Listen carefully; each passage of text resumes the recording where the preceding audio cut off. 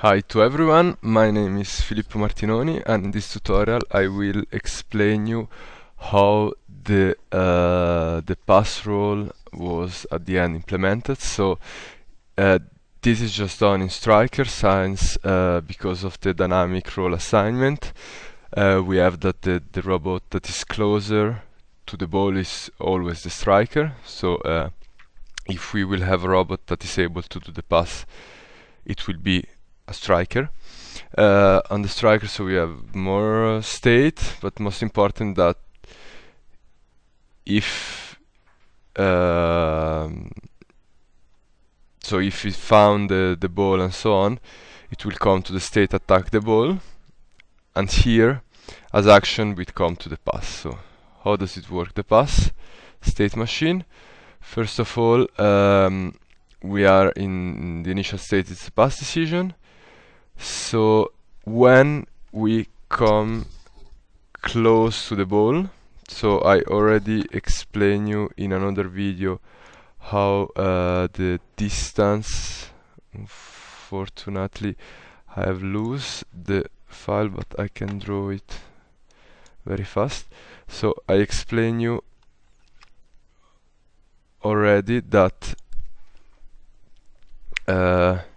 if we have the ball here, this is the distance from the ball. Here we have the robot.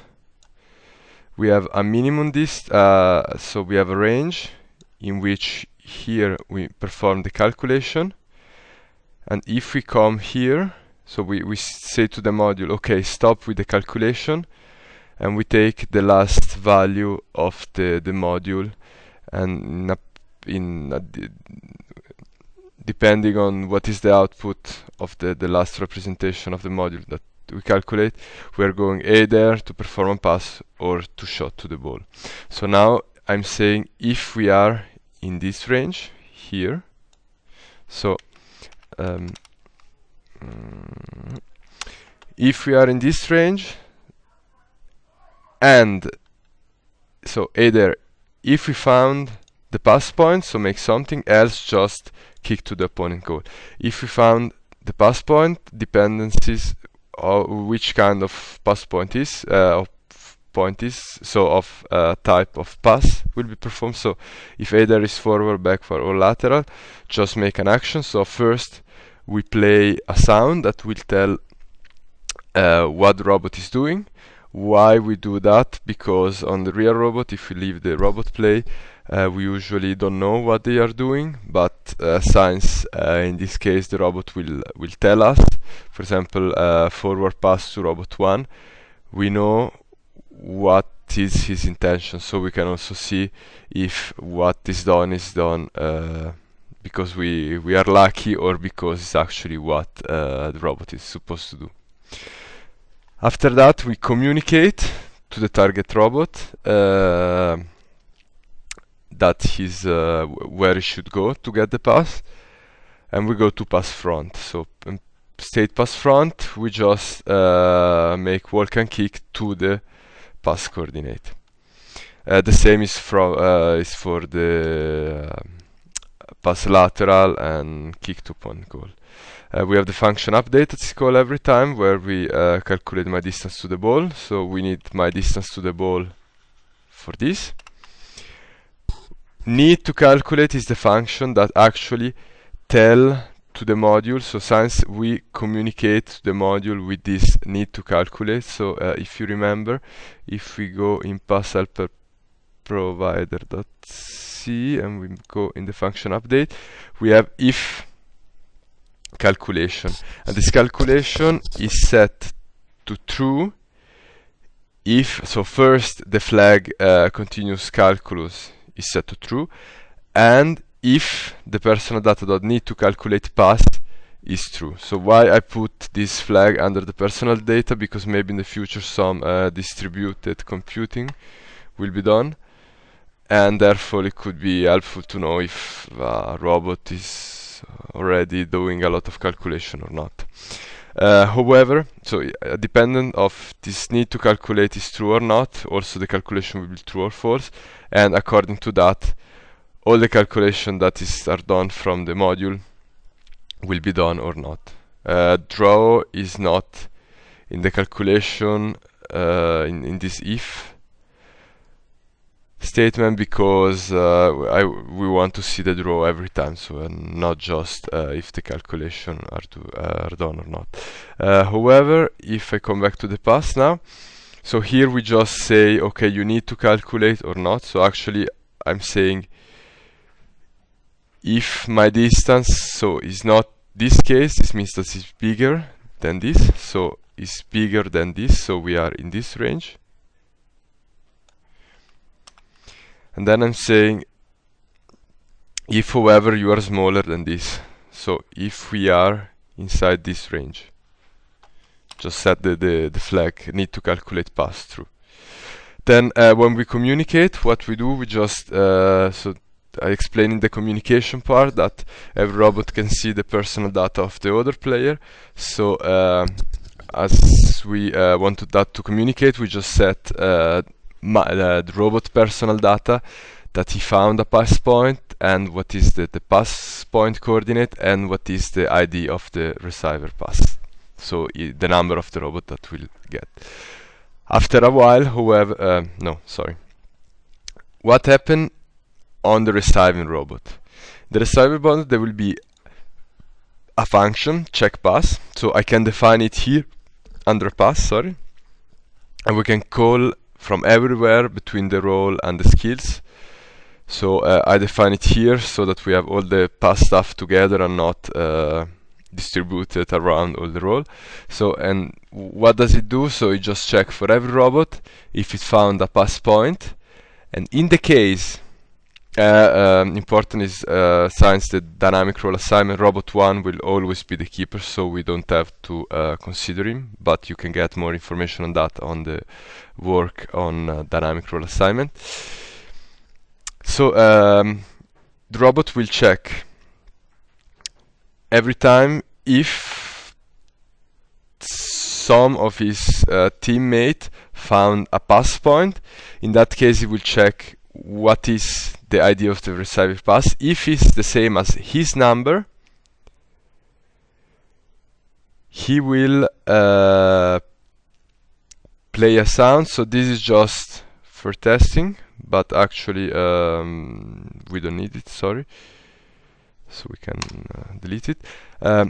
It will just set to pass coordinate where it has to go, and it will return true, else it will return false. Now where is used this function? So at the moment it's just used by the breaking support because it's always near the striker.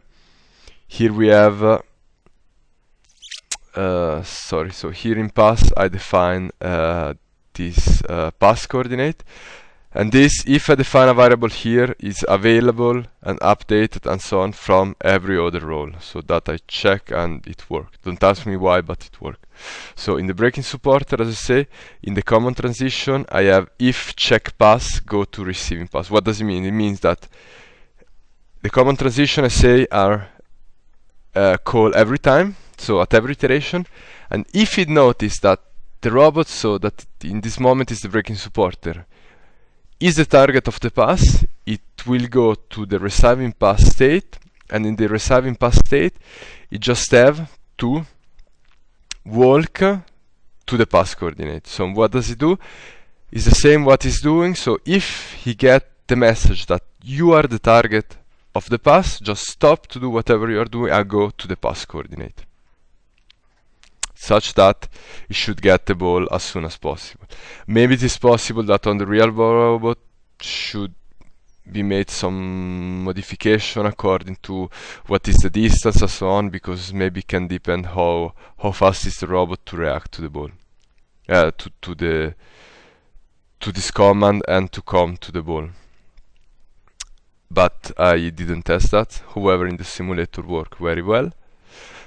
And what is also important is that after a while we reset the message. So why that? Because if this robot just send, if the striker will send once that the robot 2 are the target of the pass, and it will not change the content of his message, the robot 2, that saying now is the breaking supporter will continue to go to this point, so to the same point.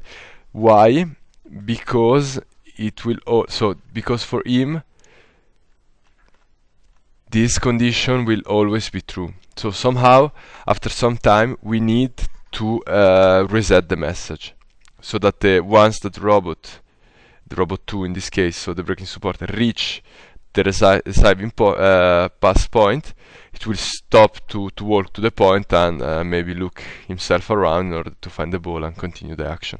So this reset message is just saying that, so I have a count, and when the count is bigger than the count limit, just reset the message, and the count is set to true as soon as to 0 as soon as we communicate. Now this parameter .stateMachine parameter .count limit, actually there is also a boolean that is send this frame that should be true just one that the message is sent, but I couldn't test it. And I also think that maybe it could happen that if we send this message just once, maybe for some reason could be not received by the receiving robot, and in this case the how can I say, so this message will be loose. But if we send it, for example, for 5 frame to the receiving robot, will change anything, because however it's impossible that in 1 second it will reach the pass point. However, we can be sure that the message reach the receiving robot. This is all about the state machine of the pass algorithm. Here I write so what you should add to another state if you want that this state is able to receive the pass. As I say now, I just implement it here, but however if you copy and paste these two stuff in the code of another role, also this role will be able to get the message, and so to behave properly in order to receive the pass. Thank you for your attention, and with this video my tutorial finished. I hope that they were helpful, and yeah, enjoy the project. Thank you once more for all, and see you. Bye bye.